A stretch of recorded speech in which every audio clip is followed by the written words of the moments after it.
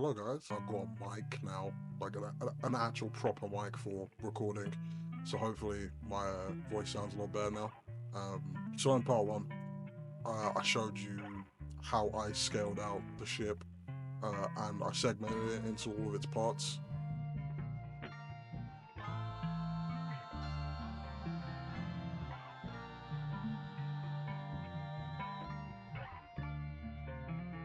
So here you can see I'm making the engine, or one of the engines, which I had to completely remodel at a later date, and I do have the footage of that, because I somehow duplicated all of its faces, and they were all kind of just like, there'd be like 4 or 5 faces just like inside of each other, so when I went to UV it wasn't going very well, and I had to completely remodel it. Really great thing about the way the ship parts in Starfield work are that they all follow like basically the same like size constraints, where certain parts will either be the size of like a 1x1 hab or the size of a 1x2 hab, which then gives me a frame of reference for everything that I'm modeling moving forward, where they're going to follow those size constraints. Yeah, here you can just see I'm trying to break in all the shapes. I did put up some reference images earlier on. That shows you the engine shape that I'm going for. And like right here, I'm trying to focus on getting the shape that I'm desiring, while also having clean topology, which is something as like a novice modeler you don't really pay much attention to. You just want to get the shape that you want to get and call it a day. As I've been like doing this for since what, 2020 now, I'm getting a little bit better about paying attention to, you know, having like clean topology, things like edge loops. So, you know, if you like click a face, like does it like, do the lines evenly go all the way around the model? It's just like good practice to get into. So I had it like bashed into my head that I need to focus on keeping like all the faces that make up whatever it is I make up modeling. They need to have quads, so they need to have 4 corners. Specifically Maya doesn't like 5-sided shapes. I'm completely into Blender, so I'm just carrying over the practices that I picked up in Maya over to Blender, and hoping that it does me well.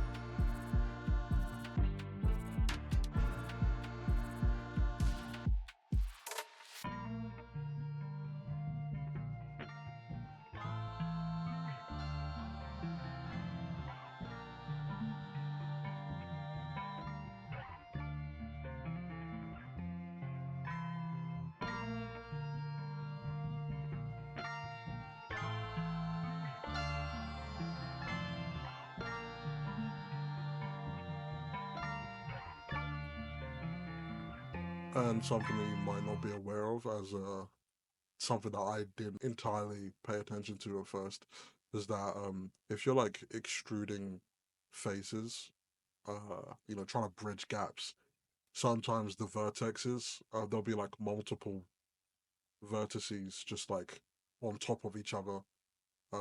So when I'm trying to cut this edge loop, it's not working because like the face is essentially not attached properly. Um, and like I didn't initially realize that. Um, so like I'm trying to figure out why it's doing what it's doing, and I'm going like the wrong way around it. So now I'm like testing the vertexes. I'm like, I can see there's a space, and I'm just like, every so often you'll just randomly see me grab a vertex and wiggle it to see if it separates or if it holds together and moves all as one. And like sometimes you can see it visually, where like the black line will be darker or like thicker than usual at certain angles. If you're looking out for it, it's like a way for you to see it. I know Maya has a tool which you can like drag select, and it'll tell you how many vertices there are in, you know, the highlighted area. And I don't know if Blender has that. I could probably research it, but you know, I'm kind of just like making this up as I go along, and you know, learning as I'm trying things out. But I guess you'd say that like all modeling, like, like you follow like a set of rules, and once you understand those rules, you can kind of like apply that to everything that you model, and then from that point onwards, it's just kind of about figuring out what the most efficient way to make something is, because there's like 3 or 4 different ways you can go about making any one object.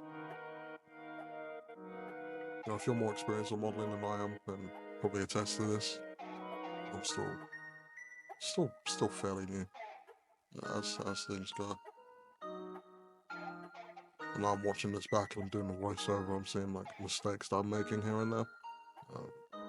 Or that there are better ways for me to do things. Like now there's like 2 edges like inside each other on those 2 vertexes, and that one there that I'm gonna merge the vertex, and I'm pretty sure the edge stays.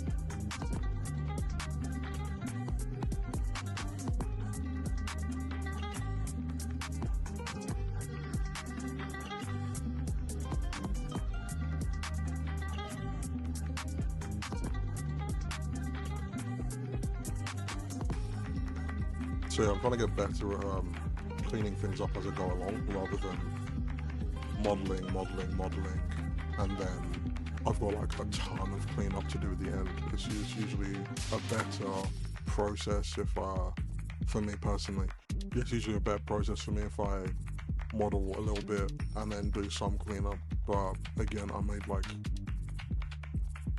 a massive error making this engine somehow, where like it was like 6 of them all duplicated and just like inside each other, and like certain points were merged and other points weren't, so it wasn't like I could just, you know, select one and then delete it or like move them outside of each other. It was weird, to say the least.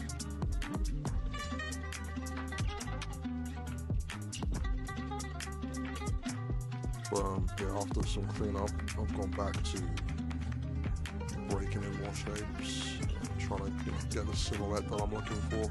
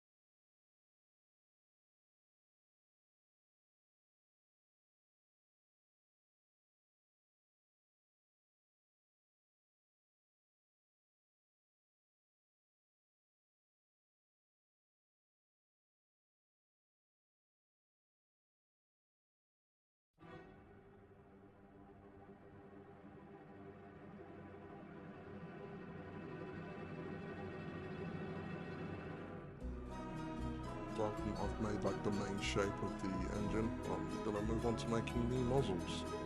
And I wanted to go for like an aerospike type deal. But now I'm thinking about it, I actually might go back in and redesign this. So you might see that in like a future part. Because I kept it fairly close to what was in the game initially. But I am a aerospace nerd, and I have a favourite engine, and it is the aerospike, which sadly hasn't been used in any like spacecraft or been in any missions. I think NASA was building I think it was an SSTO they were making, like single stage to orbit, a vehicle that was going to use the aerospike engine. And the aerospike engine did pass a lot of the tests that it needed to pass, but it's just the project it was attached to just didn't really do well. So you know, it's not being used.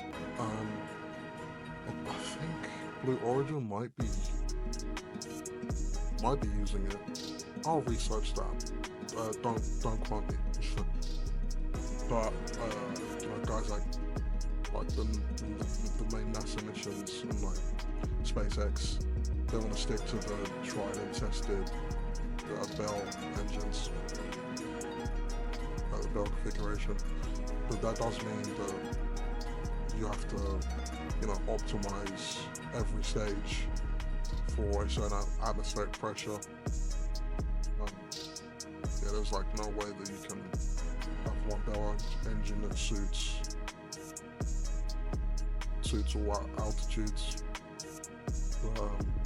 That's the fun thing about the aerospike engine, is that it uses the changing atmospheric pressure, and then the way that it's designed, it essentially works like, I don't know how best to describe this. Yeah, aerospace isn't my profession, it's just something I have an interest in. I really like it. Yeah, I think the aerospike engine, it uses the atmosphere to create like the external wall of an engine, essentially. So when the atmosphere shifts, or the pressure shifts, it changes the way the exhaust comes out. It's a very, very cool engine. I do hope to see it in future spacecraft. And if we ever do somehow create an SSTO, hopefully I can get tickets. If it even happens in my lifetime, SSTOs are a very cool concept. And in fact, all of the spacecraft in Starfield are single stage to orbit vehicles, so they don't need like multiple stages that you shed as you go up. in order to reach escape velocity.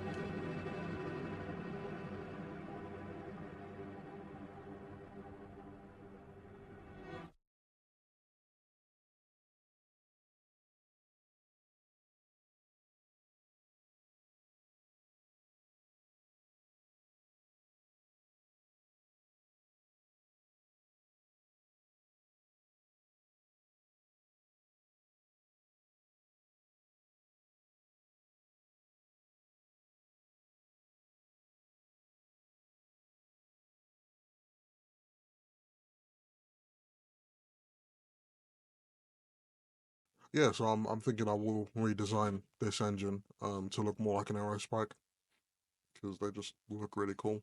Um, and I'm pretty sure the Quinjet in Avengers Endgame has aerospikes on it, or like an artist's rendition of like an aerospike. It might be a hybrid. I'm not sure. I think it is a hybrid. It'd be like a hybrid like jet engine. It'd be like a jet engine on the front and like an aerospike on the back. Kind of like how the my brain's gone blank. The SR-71. That engine's a hybrid of a jet engine and a ramjet. So yeah, it's pretty damn cool. I like aircraft. It is my special interest. I might get autistic if you couldn't tell. The more you know.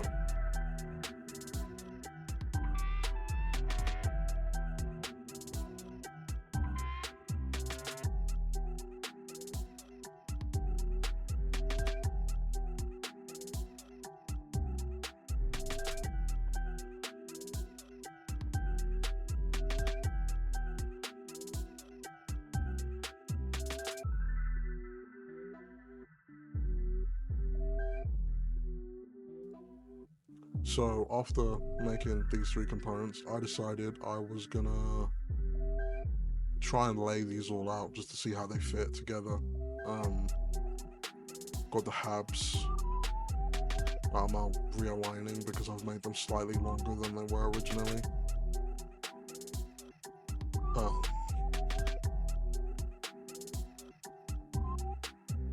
And then I grabbed the nose cone, chuck that on front, see how that fits. And then the reverse engines, chuck those on as well. And it's just kind of like a rough lineup. It's not going to be its final position. I'm just going to get as close as possible. Faff around trying to move that dude out of the way. Okay, and at that point, when I was trying to move the reference for scale, I realized that I didn't increase the height of the tabs. They stay the same as like the default cube. So there might not be like any headroom for when I go to make the internals of the ship. Do I fix it now? Nope. That's a problem for later me. Right now I'm playing Lego with spaceship parts. I'm a very happy chappy right now. Part of me wishes that I had the snapping features that, you know, the actual Starfield's shipbuilder has. But no, I've got to line it all up by eye, and I think it looks pretty handsome right about now.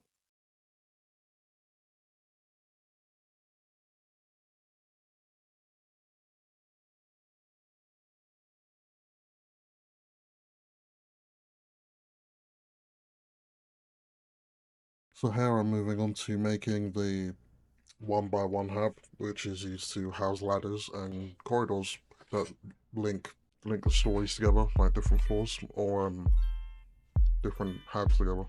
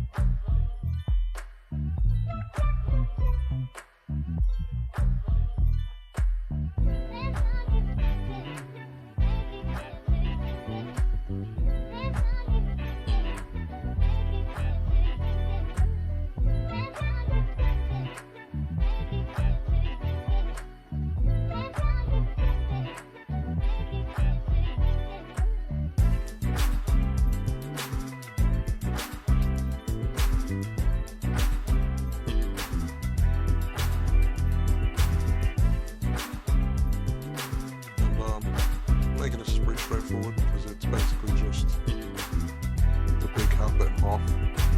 So, you know, maybe I could just make this from the big hat and literally cut it in half. But I didn't. I decided to start from scratch.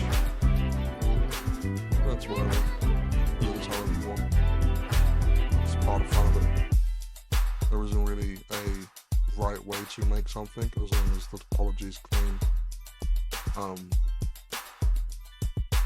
But there's a wrong way to make some things. But you know, being aware of that is it's literally just about trial and error. I mean, I was lucky when I was at uni. I had, you know, experienced lecturers that could look at my work and be like, yeah, nah, you gotta clean up this and that. So it's not all that easy to just do it by yourself. But if I do remember correctly, I have seen some like fairly experienced like 3D modelers on YouTube with communities where they like look at their subscribers' work, they can like review it and give them tips and tricks on how to be more efficient and have better you know, their workflow. You know, when I get really good at modeling, I'll do the same. I'm not really the right guy for that currently.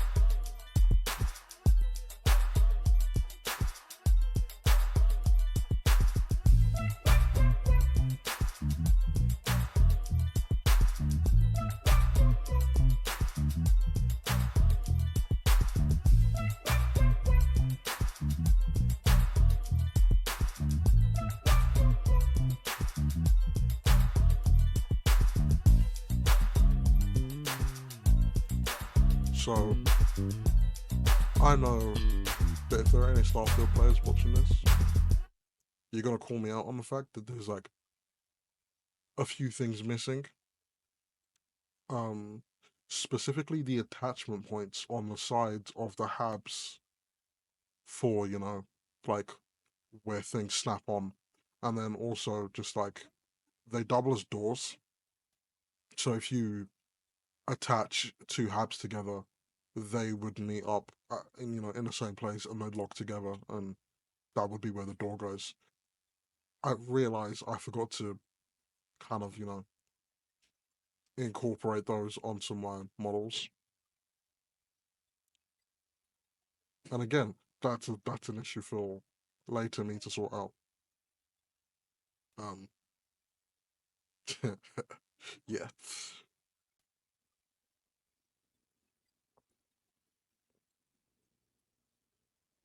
And then right here, I'm moving on to making the, that's not docking bay, it's a hangar. It's a doorway into the ship. It's not really a hangar. What? The name for it's gone out of my head.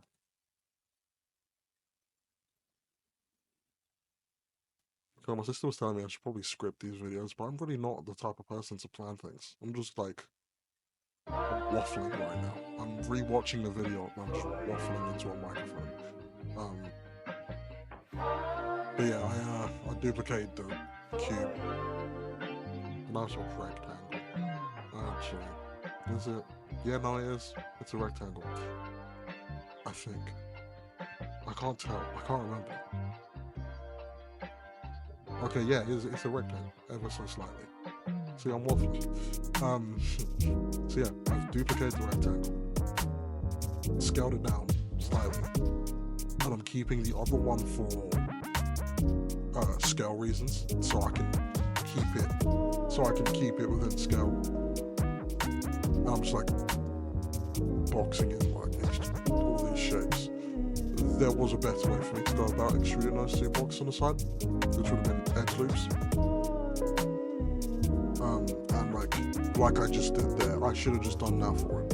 And this does cause a problem for me later on when I go to UV this thing, where there's just like a lot of just janky geometry, which is complete rookie mistake on my part. I think that will make like side-by-side comparison of how I wanted it the first time, and then going back and remodeling it from scratch and showing you a better way to make it.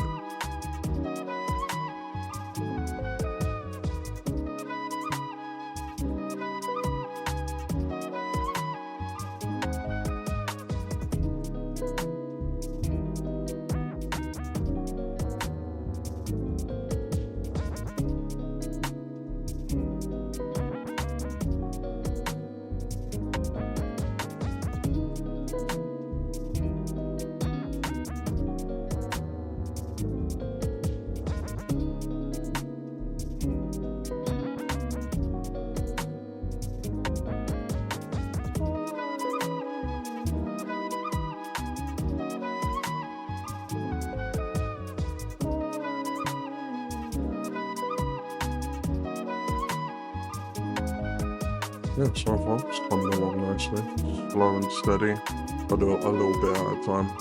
I do have like bulk recordings ready because I was waiting for this mic to come. I didn't want to have dusty audio.